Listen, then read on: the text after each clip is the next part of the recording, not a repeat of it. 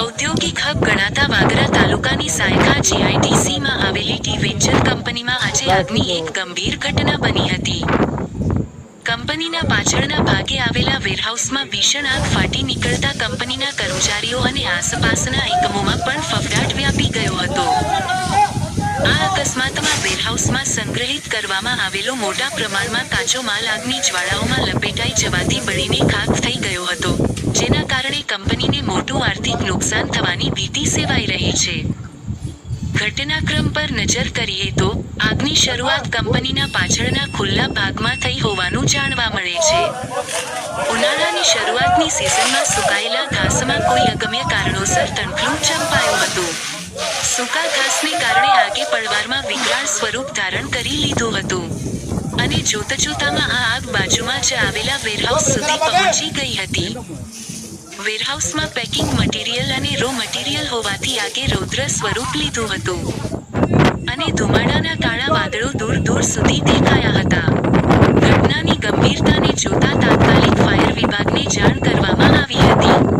Fire ફાઇટરોનો કાફલો ઘટના સ્થળે દોડી આવ્યો હતો અને પાણીનો મારો ચલાવી આગને વધતી અટકાવી હતી. ફાયર ફાઇટરોની ભારે જહેમતને અંતે આગ પર કાબૂ મેળવી લેવામાં આવ્યો હતો, જેના કારણે આગ કંપનીના મેઇન પ્લાન્ટ કે ઉત્પાદન યુનિટ સુધી પ્રસરી શકી ન હતી અને મોટી દુર્ઘટના ટળી હતી. સદનસીબે, આ સમગ્ર હોનારતમાં કોઈ પણ શ્રમિક કે કર્મચારીને ઈજા પહોંચી નથી કે કોઈ જાનહાનિ થઈ નથી. હાલમાં કંપની પ્રશાસન અને સ્થાનિક તંત્ર દ્વારા આગ લાગવાનું સચોટ કારણ જાણવા માટે તપાસના ચક્રો ગતિમાન કરવામાં આવ્યા છે. આગ સંપૂર્ણપણે બુઝાઈ ગયા બાદ હવે નુકસાનીનો આંકડો મેળવવાની કામગીરી પણ હાથ ધરવામાં આવી છે. ટી વેન્ચર્સ કંપની જે આપણી સાયકા જે રો મટીરિયલ જે બહારની સાઈડ પડેલું તેમાં ફાયર કોલ મળતા અત્યારે સાયકા ફાયર સ્ટેશન તેમજ બિરલા ગ્રાસિંગ અને જુબિલિયન કંપની દ્વારા ફાયર ફાઇટિંગ કરીને આગને કંટ્રોલ કરવામાં આવેલી છે. અત્યારે જ્યારે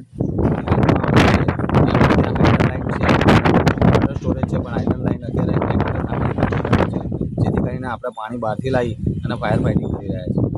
કેટલા ફાયર ફાઇટર આવેલા? અત્યારે આપણી પાસે 3 ફાયર ફાઇટિંગ કરી રહ્યા હતા,